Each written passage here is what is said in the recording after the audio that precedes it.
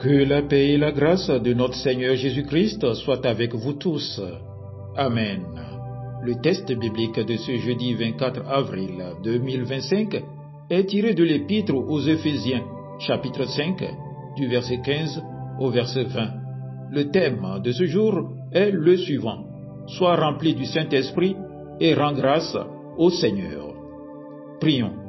Seigneur notre Dieu, nous venons devant toi avec des cœurs ouverts et un profond désir de t'entendre.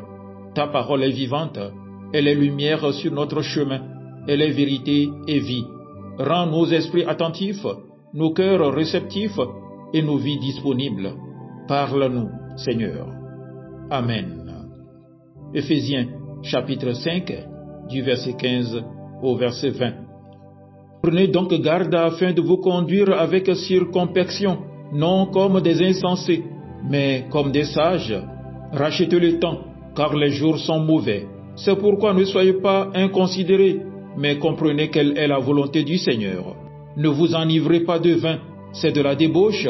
Soyez au contraire remplis de l'esprit. Entretenez-vous avec des psaumes, par des hymnes et par des cantiques spirituels, chantant et célébrant de tout votre cœur les louanges du Seigneur.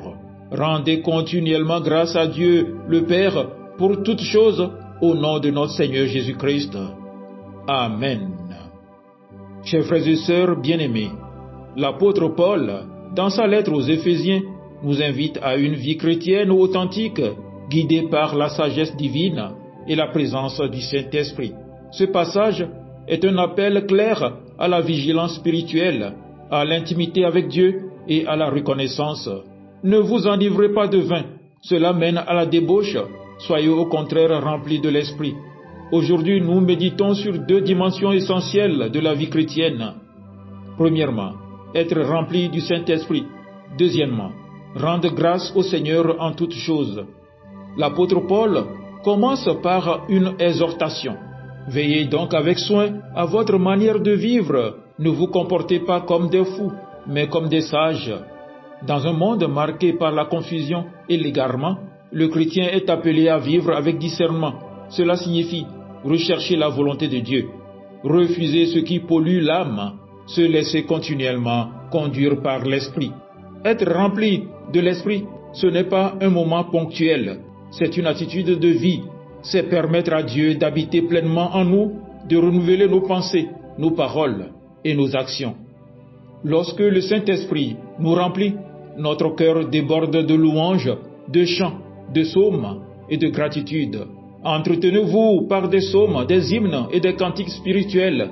Rendez continuellement grâce pour tout à Dieu le Père. La gratitude est une arme spirituelle puissante. Elle fortifie notre foi. Elle nous garde humbles. Elle crée un climat de paix et de joie.